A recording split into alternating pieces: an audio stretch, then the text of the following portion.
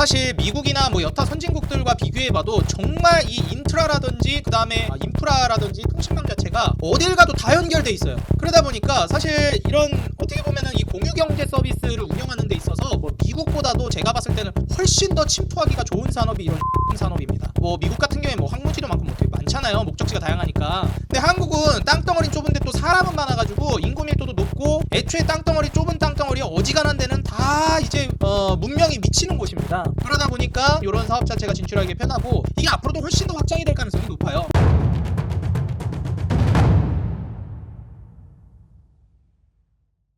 네, 반갑습니다. 주식장인 유튜브 구독자 여러분들, 주식장인입니다. 자, 현재 주식장인 유튜브 채널 여러분들 사랑에 힘입어서 계속해서 성장하고 있습니다. 아직 여러분들 구독 버튼 눌러주지 않으신 분들은요, 구독과 알람 버튼 눌러주시고요. 그리고 좋아요와 응원 댓글도 꼭 한 번씩 달아주시고 눌러주시면 감사하겠습니다. 채널 성장에 큰 도움이 되고 있습니다. 자, 오늘 여러분들께 인생 주식 코너에서 소개해드릴 종목은요, 바로 과거에 좀 네이버와 카카오가 생각난다고 하면 좀 과장일까요? 그런데 저는 이제 과거에 카카오를 2017년도부터 지속적으로 추천해드리고 2021년도, 2022년도에 카카오를 매도하셔야 된다라고 말씀드린 입장에서 카카오를 정말 오랜 시간 투자자의 관점으로 바라봤을 때 지금 오늘 소개해드린 이 기업이 바로 네이버와 같은 그런 확장성을 띌 수 있을 거라고 그 가능성을 내다봤습니다. 그래서 오늘 여러분들께 한번 소개해드려야겠다 마음을 먹었고요. 종목명부터 소개해드리자면 바로 소카라는 종목입니다. 현재 시가총액은 6,700억 정도가 되고요. 6,770억 정도 되는데 사실 지금 네이버의 영향력을 생각한다라고 하면은 굉장히 이제 이 소카는 아직 좀 갈 길이 멀죠. 그리고 솔직히 네이버보다는 저는 카카오 쪽과 조금 더 유사한 형태로 발전 가능성이 있지 않을까 예상을 하고 있거든요.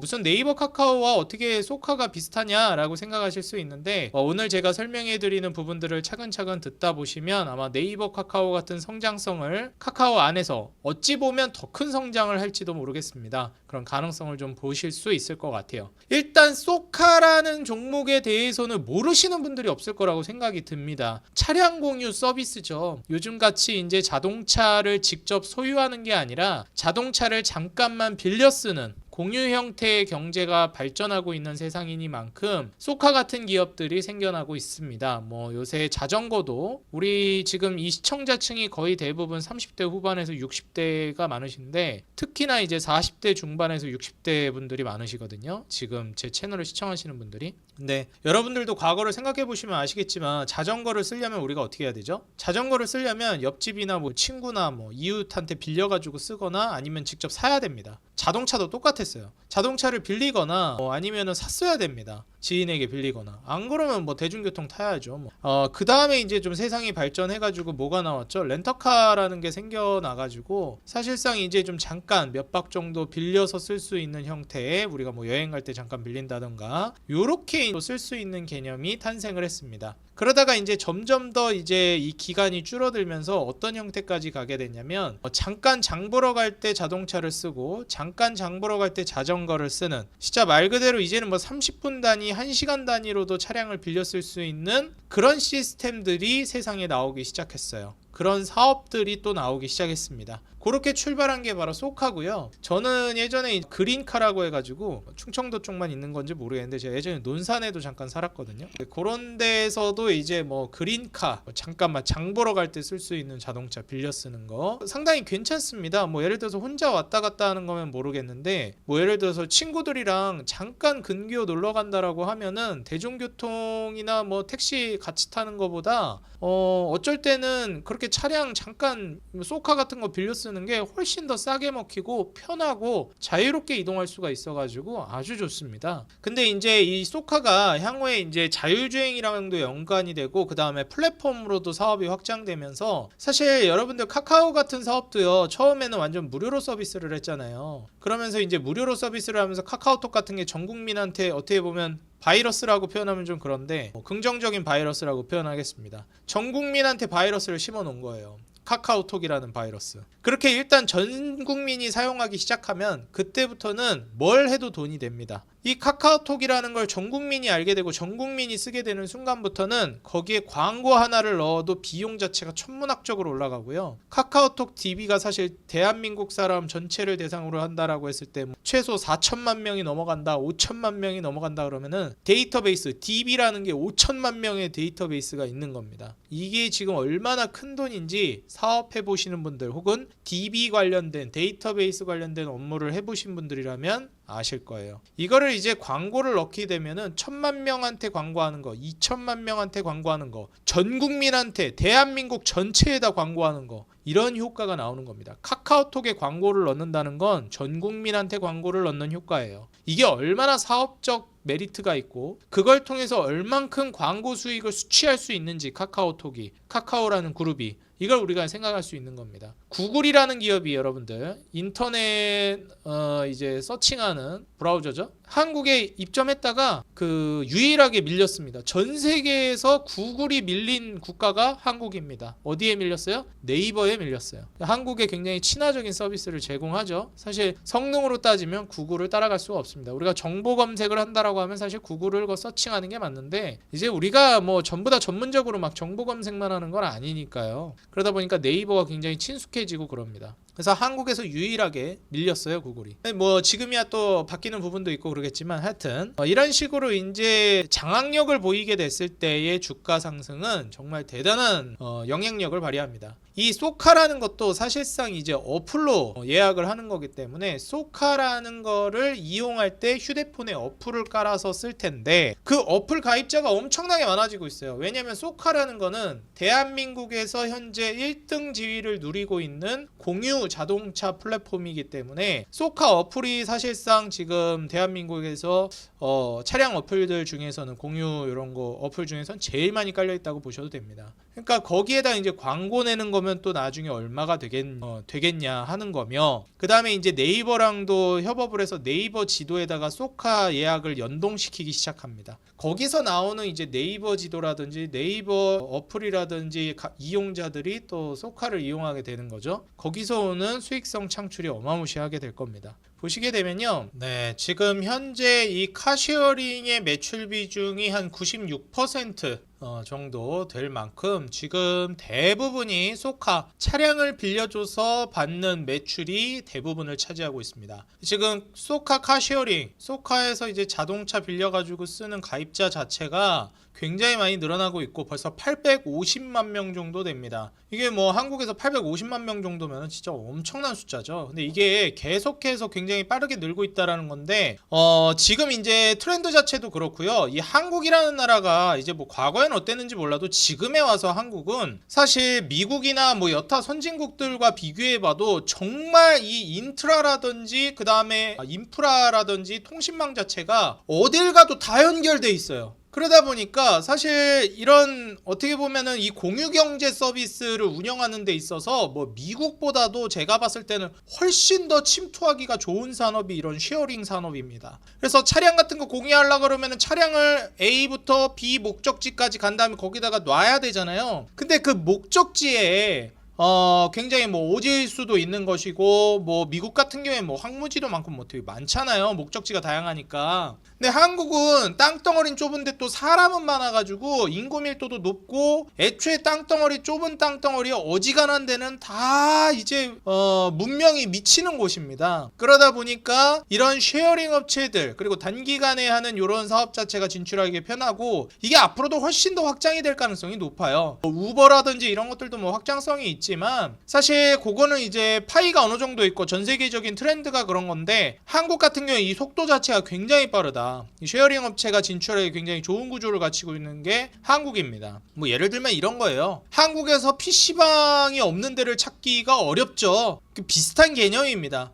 이 소카 같은 경우에도 이제 나중에는 한국에 소카가 없는 데를 찾기가 어렵다 라고 생각이 들 정도로 이제 소카가 침투가 많이 되게 되면은 결국에는 이제 자동차라는 게 굳이 필요할까 싶은 거예요. 이 자동차라는 게 어때요? 처음 구입하는 시점부터 필름 벗기는 순간부터 바로 그냥 20% 가격 까이고 시작합니다. 이거 뭐야? 엔진 시동도 걸기 전부터. 그러니까 이게 상당히 비효율적이고, 거기에서부터 또 어떤 게 발생합니까? 매년 초기에 감가가 엄청나게 빠르게 진행이 돼요. 그리고 이제 막 한 5년 정도 넘어가기 시작하면 감가가 그때부터 이제 좀 천천히 되기 시작하는데, 일단 뭐 초기 처음 이제 첫 시동 걸고 필름 뜯고 그 다음에 이제 한 5년 동안은 계속해서 감가가 세게 발생하죠. 그러니까 이러면 소비자들 입장에서 굳이 이걸 사야 되나? 그러다 보니까 어떻게 됐어요? 중고차 시장이 굉장히 활성화가 됐죠. 근데 중고차라는 게 이제 뭐 대기업이나 이런 데서 안 하다 보니까 뭐 중고차 파리를 못 믿는다 막 이러고 막 좀 부정적인 인식이 어느 정도 있잖아요. 근데 그러다 보니까 중고차 시장도 지금 대기업이 뛰어드니까 어떻게 돼요? 엄청나게 이제 좋아지고 있죠. 뭐 SK 엔카라든지 뭐 여러 가지 대기업에서 전개하는 중고차 플랫폼이 있다 보니까 요새는 뭐 중고차도 눈탱이 맞고 이런 게 잘 없어요. 그러다 보니까 중고차 시장 자체가 엄청나게 커졌습니다. 일단 코로나 때 부품 조달이 안 돼가지고 죄다 이제 신차 구매가 지연되다 보니까 중고차 시장이 또 활성화된 것도 있는데, 아무래도 이제 향후에 플랫폼화가 되면 될수록 중고차 시장은 커질 수밖에 없다. 차량을 소유한다라는 것 자체가 일단 재산세도 내야죠, 보험비도 내야죠, 물론 뭐 다른 것도 내지만 어쨌건 이제 그냥 놔두기만 해도 돈이 줄줄줄줄줄줄 새 나가는 게 차인데 이걸 굳이 사야겠느냐는 거예요. 그냥 공유 서비스 이용하면 되는데 나중에는. 그래도 보유하고 있는 게 편하지 않겠냐?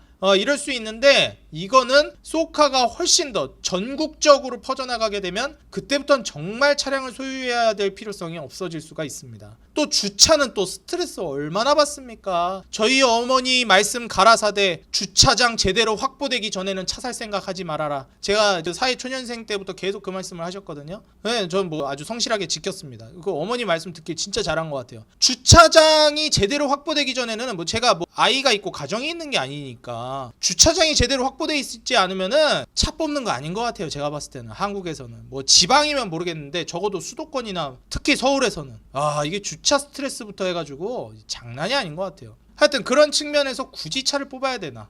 그러면서 얘네가 이제 소카가 이 소비자들의 니즈가 몰리면서 엄청나게 가입자가 늘어나고 있고, 이거를 그냥 자동차만 하는 게 아니라 자동차를 타러 가는 자전거 마찬가지로 가입자랑 자전거 대수가 계속해서 늘어나고 있고, 그럼 또 얘네를 주차해야 되는 주차장이 필요하잖아요. 그래서 주차장 회원수랑 제휴 주차장 수도 계속 늘어나고 있습니다. 그래서 자전거 타고 가서 차 타고 주차장에 파킹까지 이걸 하나로 묶어버리는 거예요. 그래서 9to1 일렉트릭 이게 자전거고 이제 모두의 주차장이 주차장인데 사업이 계속해서 좀 확장 국면으로 가고 있는 상황입니다. 그래서 얘네가 이제는 자동차만 서비스를 하는 게 아니라, 사실 자동차가 그냥 내 집 앞에 주차돼 있으면 차 타고 돌아다니면 되는 건데, 그게 아닌 경우에는 뭐 소카가 주차되어 있는 데까지 가야 되잖아요.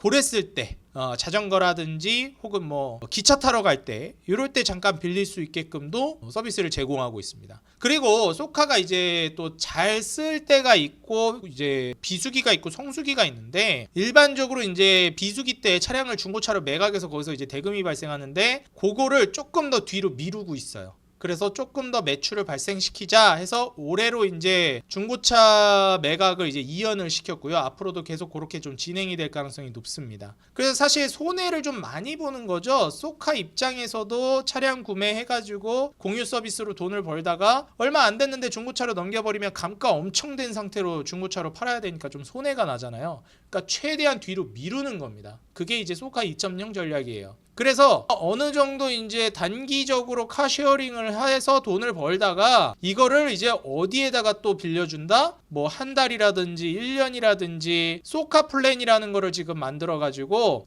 성수기 때까지 이렇게 평수기에서 성수기 때까지 또 장사하고 몇 년 동안 이제 장사하다가 요거를 단기 카쉐어링으로 쓰던 거를 소카 플랜으로 넘긴다. 그래가지고 장기적으로 이제 쓸 수 있게끔 제공을 하는 거죠. 뭐 한 달을 써도 되고 일주일을 써도 되고 이런 식으로. 그래서 성수기 때 과수요가 발생하면은 2번 플랜을 가져다 쓰는 거예요. 뭐냐면은 장기라든지 중기적으로 차량을 빌려간 사람들이 반납을 하는 거 가지고 단기적으로 또 단기 카쉐어링을 진행해서 성수기 때 수익을 극대화시키고, 그 다음에 평수기 때는 다시 이제 어떻게 한다? 단기적으로 빌려주던 거, 이제 단기적으로 빌려주던 수요가 떨어지면 이걸 소카 플랜에다가 빌려주는 겁니다. 그래서 유유 차량, 노는 차량이 없게끔 하는 거예요. 이게 사실 뭐 과거라기보다는 그렇고 이제 경쟁 업체들 같은 경우에는 SK렌터카라든지 아니면 뭐 롯데라든지 이런 데서는 이게 소카 같이 완전 단기적으로 하는 게 아니다 보니까 단기적으로 빌려주고 싶어도 그렇게 남는 게 별로 없어요. 근데 소카 같은 경우에 애초에 단기 플랜으로 빌려주던 업체다 보니까 중기 플랜으로 이제 빌려주는 쪽으로 물량을 좀 넘길 수가 있습니다. 비수기 때는. 그래서 이런 부분들이 상당히 시너지를 발휘하면서 이제 SK렌터카라든지 롯데렌터카라든지 뭐 이런 데까지도 침투력을 보여줄 수 있는 게 소카예요. 특히 이제 소카 같은 경우에는 플랫폼 자체가 SK렌터카나 뭐 롯데 쪽보다는 비교가 안 되잖아요. 지금 소카 플랫폼 자체가. 그렇기 때문에 뭐 여기서 발생하는 수요 니즈 자체가 굉장히 클 것으로 보여집니다. 그래서 제가 항상 말씀드리지만 이 플랫폼을 장악해버리게 되면 그때부터는 정말 뭐 게임이 안 돼요. 다른 기업들이 침투를 할 수가 없습니다. 지금 이제 소카가 네이버 지도랑도 협업해서 우리가 네이버 지도로 저도 지금 네이버 지도 쓰거든요. 어디부터 어디까지 출발지 목적지 검색 딱딱 하면은 뭐 타고 가야 되는지도 다 나오잖아요. 이제 이렇게 출발지 목적지를 쓰면 여기서 소카 이용하는 것도 연계 서비스를 해줍니다. 소카에 지금 따릉이라든지 뭐 자전거 빌리는 것도 소카에서 연계해주죠. 소카 자동차 빌리는 것도 연계해주죠. 그리고 소카에서 지금 ITX라든지 KTX 같은 것 기차 타고 가는 것까지도 소카에서 다 예약을 할 수 있게끔 다 연계를 해주고 있어요. 어플에서. 그럼 요 이제 서비스가 이제 진행이 되고 거기서 또 이제 숙박 예약도 소카에서 직접 할 수 있게끔 도와주고 있습니다. 다 그 연동을 시켜주는 거예요. 그럼 여기서 숙박 광고, 호텔 예약하는 거, 호텔 광고를 소카에다가 넣을 수도 있는 거고, 자동차 광고를 넣을 수도 있는 거고, 광고야 뭐 무궁무진하게 넣을 수가 있는 거예요. 그럼 광고 다 그거 누가 먹는 거예요? 돈? 소카가 먹는 거예요. 지금 카카오가 돈 벌듯이. 솔직히 카카오가 너무 쪼개기 상장하고 너무 이제 주가가 많이 올랐다 보니까 이렇게 좀 비판받기도 하고 투자하기가 좀 꺼려지는 거지. 2017년도를 생각해보면 카카오는 그냥 무조건 찍어야 되는 종목입니다. 그거는 돈 벌 수밖에 없는 종목이었어요. 그런 관점에서 봤을 때 지금의 소카는 매우 매력적이다라고 저는 보고 있습니다. 플랫폼을 장악하고 전국에다가 지금 소카라는 바이러스를 침투시키고 있는 거예요. 그리고 거기서부터는 그냥 뭘 해도 돈을 버는 겁니다. 이 바이러스만 침투시키면. 그래서 소카의 MAAS 전략이 뭐냐면 집에서 목적지까지 다양한 이동수단이 필요할 수 있어요. 어떨 때는 자동차가 빠를 수 있고 어떨 때는 뭐 열차를 타고 가야 될 수가 있고 뭐 다양하단 말이죠. 이동수단이 다양해요. 목적지에 따라 달라집니다. 그때 통합 예약하고 결제까지 한 번에 할 수 있게 해주는 거예요. 우리 집에서 소카가 있는 데까지 이제 차를 빌리러 가야 되는데 거기까지 자전거를 타고 가는 게 빠르겠네. 집 근처에 자전거 예약 소카 앱으로 바로 예약 결제해가지고 타고 가. 거기서 소카 타고 바로 소카 앱으로 예약해가지고 타고 열차 타러 갑니다. KTX 타고 목적지 도착해가지고 주차되어 있는 거 타고 뭐 자동차 타고 뭐 해외로 가도 되고 뭐 이런 거예요. 그래서 여기서 목적지로 가는 데까지의 숙박이나 티켓팅까지도 여기 어플에서 다 이제 판매를 하게 되는 거예요. 결합 상품으로. 그럼 여기서 숙박 호텔 이제 장사하는 사람들도 소카에다가 이제 광고 먹이는 거예요. 광고하는 거예요. 그럼 그거 다 돈 누가 가져가요? 소카가 가져가요. 티켓팅 같은 건 마찬가지. 그래서 통합으로 예약하고 구독 서비스를 확장하면서 통합 결제했을 때 할인을 제공하면 안 할 이유가 없죠. 위치 기반으로 해서 광고 마케팅 서비스도 할 수 있어요. 이 위치 기반 서비스 협업을 하는 게 어디다? 지금 네이버 지도랑 협약하고 있습니다. 우리나라에서는 솔직히 뭐 여행 갔을 때는 뭐 구글맵, 구글 지도가 유용하긴 한데 해외 나갔을 때는 솔직히 한국에서 돌아다닐 거면은 제가 봤을 때 뭐 네이버 지도가 짱이더라고요. 이거 뭐 어디까지나 제 개인 사견입니다. 저는 뭐 네이버 지도가 제일 편하더라고요. 뭐 내비 이용하는 거는 뭐 SK 거 쓰는 분들도 많고 그런데 뭐 솔직히 저는 그냥 어디에서 어디까지 이동한다라고 했을 땐 네이버 지도가 제일 편한 것 같아요. 뭐 카카오맵 쓰는 분들도 있는데 저는 개인적으로 네이버 지도를 유용하게 쓰고 있습니다. 그리고 이제 마이크로 모빌리티, 분기별 매출 추이도 지속적으로 성장하는 추세고 플랫폼 주차 서비스도 성장하고 있습니다. 이 산업 생태계 자체, 이 공유경제 서비스가 점점 국가가 선진국화되고 그리고 문명이 미치는 곳이 다양해지고 침투력이 높아질수록 훨씬 더 유리한 전략, 경제적인 전략으로 탈바꿈하는 사업 비즈니스 모델이기 때문에 사실상 차량을 소유하는 데 부담을 느끼는 소비자들이 굉장히 많습니다. 서울만 하더라도 워낙 인구 밀집도가 높다 보니까 주차 스트레스가 미쳐요. 그러니까 이거를 스트레스를 안 받고 싶거든요. 차를 사는 것도 스트레스야 벌써. 그러니까 여기에서부터 그냥 차 빌려 쓰자 이렇게 되는 겁니다.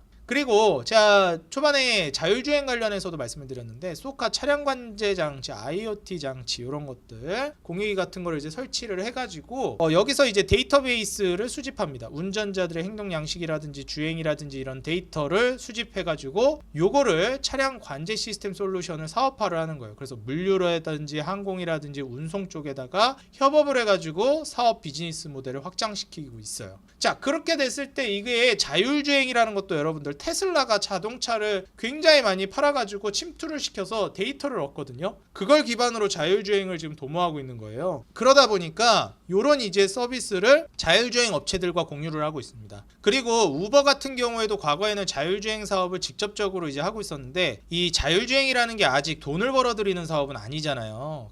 기술이 개발되고 있는 단계지. 이 기술 개발 단계에서는 사실 이 돈이 계속 나갑니다. 돈을 잡아먹는 사업이에요. 돈을 버는 사업이 아니라. 그러니까 이게 돈 잡아먹는 하마입니다. 돈 잡아먹는 하마. 돈은 못 벌면서. 그러다 보니까 우버도 이걸 하다가 그만뒀어요. 그래서 사실 좀 더 효율적으로 했을 때 차량 공유 서비스를 했을 때 이제 나중에는 뭐까지도 갈 수 있어요. 자율주행으로 가게 되면 운전자도 필요 없어지는 거예요. 그러다 보니까 얼마나 편합니까? 그래서 사실상 자율주행에 투자를 안 할 수는 없어요. 소카 같은 이런 공유 차량 플랫폼 사업을 하는 우버나 소카 같은 기업들은 자율주행에 꼭 투자를 하는 게 필수적이긴 한데 대신에 직접 사업을 하는 게 아니라 요 사업을 하고 있는 라이드 플럭스 같은 이런 기술 개발을 하면서 사업을 하는 기업에다가 투자를 하는 거예요. 계속해서 돈을 잡아먹는 게 좀 부담되니까 그냥 여기다가 돈을 지분 투자를 하는 겁니다. 지금 거의 165억 정도 투자를 했죠. 21년 기준으로 지금 거의 한 200억 가까이 될 것 같아요. 계속해서 늘려나가고 있으니까 지금 누적으로 투자 금액이 300억 정도 됩니다. 그러니까 이제 나중에는 훨씬 더 투자 규모가 높아지겠죠. 이러다가 이제 얘가 잘 되면 어떻게 되는 거예요? 그때 이제 포텐셜 터지는 겁니다. 그러니까 이건 장기적으로 기업 차원에서 투자를 하고 있는 거기 때문에 내가 소카에다가 투자를 하면 자연스럽게 어디에도 투자를 하는 게 되는 거예요? 자율주행에도 동시에 투자를 하게 되는 시너지 효과가 나는 겁니다. 그래서 여러분들이 내가 자율주행의 기술 발전이라든지 여기에 대해서도 긍정적으로 바라보고 있는 분들이라면 당장에 지금 소카의 확장성에다가 자율주행의 성장성까지 미리 투자를 하고 있는 소카 같은 기업에 여러분들이 투자를 했을 때 성장주 개념으로 상당히 매력이 있다. 심지어 네이버나 카카오처럼 플랫폼 확장을 하고 있는 가운데 자율주행에 투자하고 있는 거기 때문에 나중에 이제 돈을 기하급수적으로 벌어들기 시작하고 자율주행 기술까지 접목이 되면 그땐 더할 나위 없어지겠죠. 상장하고 나서 이제 주가가 좀 떨어졌는데 다시 한번 거래량 동반해가지고 주가를 밀어올리고 있습니다. 지금까지는 이제 플랫폼을 확장하면서 계속해서 외형 확장에 신경을 쓰고 있었기 때문에 매출은 늘어났지만 이익이 크게 나지는 않았었어요. 근데 2018년도만 하더라도 1600억에 되던 매출액이 이제 어느덧 5천억을 바라보고 있습니다. 내년만 하더라도 이제 6천억이 예상되고 무려 2025년부터는 창사 이래 처음으로 160억대의 순이익을 기대하고 있는 상황이에요. 부채 비율이 200%가 넘어갔는데 뭐 여전히 100% 초반 200% 왔다 갔다 하지만 지금 현재 이 외형 확장 자체가 상당히 공격적으로 이루어지고 있는 만큼 이 부분은 충분히 상세가 가능하다라고 저는 보고 있어요. 그래서 일단 1등 기업에 투자하는 게 저는 맞다라고 보기 때문에 이런 차량 공유 서비스는 왜냐하면 시장을 먼저 선점하는 애들이 다 시장 파일을 먹어버리거든요. 카카오톡만 해도 그래요. 처음에는 카카오톡도 있고 뭐 다른 것도 많았어요. 다음에도 있었고 뭐 네이버만 해도 그렇고 뭐 라인이라는 것도 있고 뭐 되게 많잖아요. 이 메신저 서비스가 되게 많았잖아요. 스마트폰 나온 지 얼마 안 됐을 때는. 근데 지금은 카카오톡이 그냥 싹 다 먹어버렸잖아요. 그래서 초기에 시장에 침투해가지고 선점해서 시장을 다 먹어버리는 게 되게 중요합니다. 근데 소카는 지금 거기에 성공했어요. 제2의 카카오라고 봐도 무방합니다. 제2의 네이버예요. 구글이 한국에 뒤늦게 침투하는데 네이버를 못 이기잖아요. 이만큼 초기 시장 침투해서 시장 먹어버리는 게 이렇게 중요합니다. 플랫폼 사업에서는. 그러니까 지금 소카가 공유경제 차량 플랫폼에서는 지금 네이버 인터넷 서비스의 네이버, 그 다음에 메신저 서비스의 카카오 같은 역할을 차량 공유에서 지금 소카가 하고 있는 거예요. 네이버 지도랑 연계가 되면은 게임 끝이죠. 카카오 맵도 여기랑 하자고 협업하자고 할 테고, 뭐 구글도 하자고 그럴 테고. 이제 그때부터는 이제 소카가 갑이 되는 겁니다. 그래서 이런 관점으로 봤을 때 성장성이 굉장히 빠르기 때문에 저는 메리트가 있다고 보고 있고, 매출이 이제 5, 6천억대가 나오기 시작하면 시총 정도 나오는 거거든요. 1년에. 이 정도 되는 기반의 성장성 종목이라고 하면 저는 충분히 투자해볼 만한 메리트가 있다라고 보고 있고, 이 영업이익률 자체도 뭐 내년에 6% 정도 예상이 되고 ROE가 한 7.68% 정도 예상이 되고 있는 부분인데 충분히 이제 두 자릿수로 뭐 한 2, 3년 넘어가면은 되지 않을까 싶어요. 왜냐면은 지금은 뭐 이익이 많이 나는 시기가 아니에요. 애초에 외형 확장을 하고 있는 시기이기 때문에 돈을 적극적으로 땡기는 시기가 아닙니다. 카카오 같은 경우에도 처음에 카카오톡에 광고 안 넣었어요. 그러다가 이제 이 정도면 다 됐다. 이제 슬슬 수금하자. 이제부터는 자 수금 들어갑니다. 이제 돈 내세요. 하니 이제 광고 그냥 막 때려버렸잖아요. 광고 때리면서부터 제가 그때 한창 광고 적극적으로 카카오톡이나 카카오가 막 내고 막 카카오 뱅크 막 내고 이럴 때 카카오 이제 찍으셔야 됩니다. 17년도였어요. 제가 그때부터 카카오 반드시 사셔야 된다고. 소카 여러분들 지금부터 약간 초기 시장 선점에서 초기 투자를 해볼 수 있는 종목이라고 보고 있고 소카 같은 경우에 좀 장기 투자를 보고 가시는 게 저는 좋을 것 같아요. 좀 단발성으로 보지 마시고 장기적으로 봤을 때는 저는 성공 가능성이 매우 높은 비즈니스 모델이고 솔직히 뭐 지금 뭐 아주 네이버급으로 큰다라고 우리가 확신할 수는 없겠지만 네이버 지금 주가가 이렇게 떨어졌는데 30조예요 시총이. 뭐 카카오 그렇게 쪼개기 상장을 했는데도 주가 이렇게 떨어졌는데도 24조입니다 시총이. 소카가 지금 시가총액이 6천억대 중후반 정도 되거든요. 예, 그래도 3, 4조, 5조 정도는 가지 않을까 싶습니다. 일단 한국에서 차량 공유로서 플랫폼 개념으로서 전국에 그냥 다 뿌려지게 되면은 시가총액이 일단 조를 못 넘어가는 건 말이 안 되고요. 아무리 못해도 3조에서 5조는 기대해 볼 수 있어요. 이게 플랫폼의 힘입니다. 이게 우리나라에서 일단은 1등인데 소카 어플이 이제 나중에 네이버나 카카오처럼 이제 퍼진다? 솔직히 그 정도로 안 퍼져도 돼요. 그 10분의 1까지만 퍼져도 괜찮습니다. 그래도 시가총액 3조에서 5조는 너끈히 가요. 그러니까 나중에 차량 공유 서비스가 이제 대중화가 되고 지금도 대중화가 되고 있지만 나중엔 더 대중화가 된다는 거예요. 차량을 소유하지 않으니까. 요새 자동차 과거에는 한 대씩 집안마다 한 대씩 놓고 이런 게 뭐 당연시 되는 시기였는데 요즘에는 여러분들 시대가 많이 변하고 있어요. 젊은이들이 뭐 요새 뭐 집 사는 거 포기하고 뭐 결혼 육아 포기하고 그냥 산다 플렉스 한다 이런다지만 나중에는 현실적으로 어떻게 된다 자동차를 사지 않게 될 가능성이 매우 높습니다. 그래서 이런 부분들을 여러분들이 고려했을 때 상당히 메리트가 있는 게 소카다. 심지어 차량을 이용할 수 없는 2030 젊은이들이 이용하기에도 너무 메리트가 있는 상품이기 때문에 사실상 젊은이들을 기반으로 해가지고 점차 확장성을 크게 나타낼 가능성이 높습니다. 오늘 제가 소개해드린 소카 여러분들 적극적으로 한번 분석을 해보시고 투자를 고려해 보시기 바라겠습니다. 제가 2017년도 카카오를 적극적으로 투자했을 때 그 느낌을 지금 소카에게서 받고 있거든요. 그래서 현재 시가총액 6천억대는 저는 너무 저렴하다고 보고 있고 훨씬 더 큰 성장을 기대해 보고 있고 한국 1등이기 때문에 꼭 눈여겨보시기 바라겠습니다. 오늘 소개해드린 여러분들에게 제시한 인생 주식 도움이 됐다 하시는 분들은 좋아요와 응원 댓글 꼭 달아주시면 감사하겠고요. 다음 영상에서 여러분들께 더 돈 되는 종목, 도움되는 정보 가지고 돌아오겠습니다. 지금까지 주식장인이었습니다. 행복한 하루 되세요. 감사합니다.